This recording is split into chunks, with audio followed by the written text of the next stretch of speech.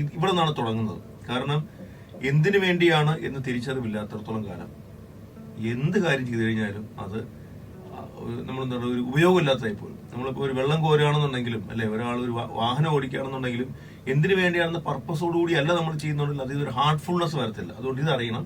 അതിനുവേണ്ടി ഈ 2 ടെർമിനോളജീസ് നിങ്ങൾ മനസ്സിലാക്കിയിരിക്കണം. ആദ്യത്തേത് ഡെമോഗ്രഫിക്സ്,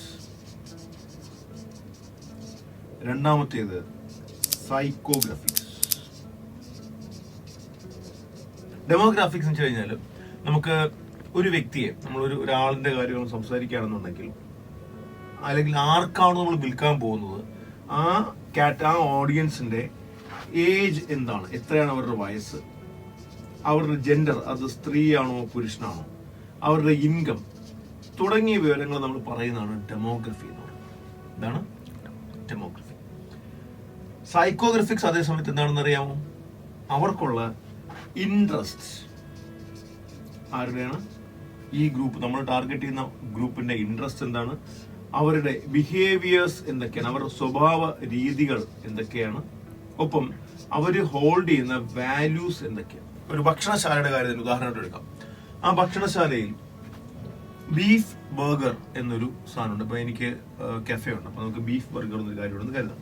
ഓക്കെ, അപ്പോൾ നമുക്കറിയാം ഏജ് ഗ്രൂപ്പ് ഏതാണ്. ഒരു 13 വയസ്സ് മുതൽ 25 വയസ്സുള്ള ആൾക്കാർക്ക് അത് ഇഷ്ടമാണ്. അപ്പൊ ഡെമോഗ്രഫിക് വൈസ് അത് ഓക്കെയാണ്, റൈറ്റ്? ജെൻഡർ, ആൺകുട്ടികൾക്ക് പെൺകുട്ടികൾക്ക് അത് ഇഷ്ടമാണ്. അപ്പൊ അതുകൊണ്ട് ജെൻഡർ നമുക്കൊരു പ്രശ്നമില്ല.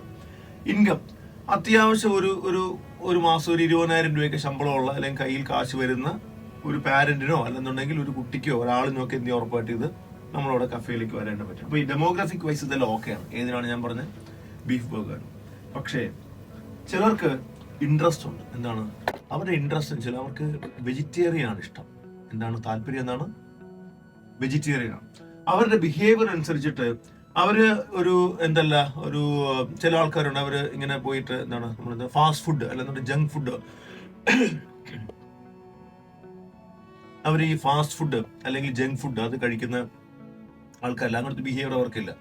അവരുടെ ഒരു ഇഷ്ടം വെച്ച് കഴിഞ്ഞാൽ വീട്ടിൽ പോയിട്ട് സാധാരണ നാടൻ ഭക്ഷണം കഴിക്കുന്നതാണ് അവരുടെ ബിഹേവിയർ. അവർ പൊതുവെ രാവിലെ വന്നു, തിരിച്ചെവിടേക്ക് പോകുന്നു, ജോലി കഴിയുന്നു, നേരെ വീട്ടിലേക്ക് പോകുന്നു, വീട്ടിലെ പോയിട്ട് വീട്ടിലെ കാര്യങ്ങളും ചെയ്യുന്ന ആൾക്കാരാണ്.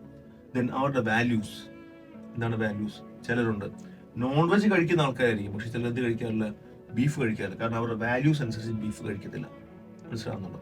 ചിലരുണ്ട് അവര് വേഗനാണ് എന്ന് വെച്ച് കഴിഞ്ഞാൽ എന്താണ്, അവര് ഒന്നും കഴിക്കത്തില്ല, വെജിറ്റേറിയൻ അല്ലെങ്കിൽ വേറെ. ചിലരുണ്ട് നോൺ വെജിനകത്ത് മുട്ട മാത്രം കഴിക്കും, പക്ഷെ മറ്റൊന്നും കഴിക്കില്ല. ചിലരുണ്ട് അല്ല, ഇതെല്ലാം എന്താണ് അവർ ബിഹോൾഡ് ചെയ്യുന്ന വാല്യൂസ് ആണ്. ചിലരുണ്ട് ഇപ്പോ കർക്കിടക മാസത്തിൽ ചിലര് നോൺ വെജ് കഴിക്കത്തേ ഇല്ല കേരളത്തിൽ, അല്ല എന്താണ്, ബിക്കോസ് അത് അവർ ബിഹോൾഡ് ചെയ്യുന്ന വാല്യൂസ് വെച്ചിട്ടായിരിക്കും. ചിലരുണ്ട് ഇപ്പൊ നമ്മുടെ ഈസ്റ്ററിന്റെ ആ സമയത്ത് എന്തില്ല, നോൺ വെജ് കഴിക്കത്തേ ഇല്ല. എന്താണ്, അവർ ബിഹോൾഡ് ചെയ്യുന്ന വാല്യൂസ് വെച്ചിട്ടാണ്. അപ്പൊ നമ്മൾ ഈ അറിവുകളെല്ലാം വെച്ചിട്ട് വേണം നമ്മുടെ ഓഡിയൻസിനെ ഡിഫൈൻ ചെയ്യാൻ. കാരണം ഇന്നത്തെ കാലഘട്ടത്തിൽ ഒരുപാട് ആൾക്കാർ നമുക്ക് എന്തൊരു പ്രൊഡക്റ്റ് വിൽക്കണമെന്നുണ്ടെങ്കിൽ നമുക്ക് അത് എന്ത് പ്രൊഡക്റ്റ് വിൽക്കാൻ പറ്റുന്നതാണ് നമ്മുടെ മാർക്കറ്റ്. പക്ഷെ ആ മാർക്കറ്റിലേക്ക് നമ്മൾ പോയി ഇറങ്ങണം എന്നുണ്ടെങ്കിൽ ആരാണ് നമ്മളെ അടുത്തേക്ക് വരേണ്ടതെന്ന് അറിയണം.